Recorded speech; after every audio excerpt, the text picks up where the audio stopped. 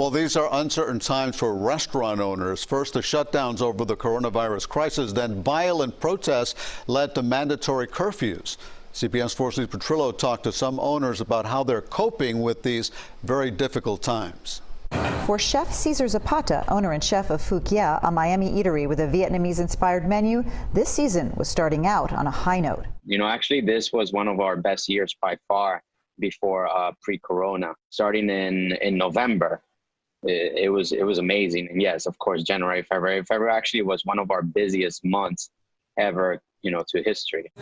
After initially laying off 50% of his employees, Zapata was able to bring some of them back for takeout service. Today, we're not making money. The only thing that basically helps is to continue having our brand out there and also to be able to support our employees. Zapata plans to open dine-in later this week, which he expects will be a huge boost. He says the curfews have been tough for restaurants like his because of the inconsistencies surrounding them. The inconsistency, just days that they tell us 8 o'clock, then the next day they'll tell us 9 o'clock. So it's very hard for us to plan, not only for ourselves, but for our employees, but also for our guests. We don't have any issues following the curfew because at the end of the day, it's not for ourselves, it's for our employees' safety to make sure that they're also getting home safe.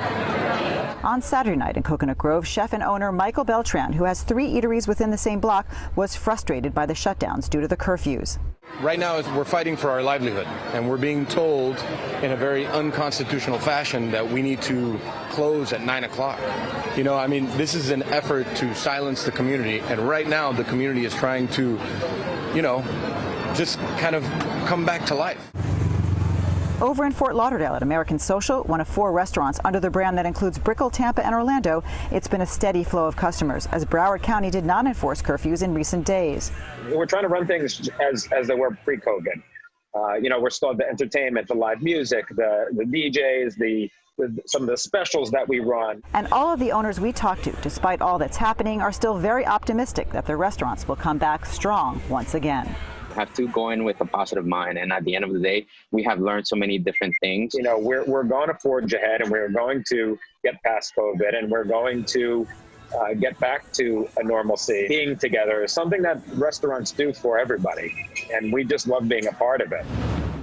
Keeping that positive attitude and making their guests feel safe is the key to getting these top spots back to where they once were. I'm Lisa Petrillo, CBS 4 News.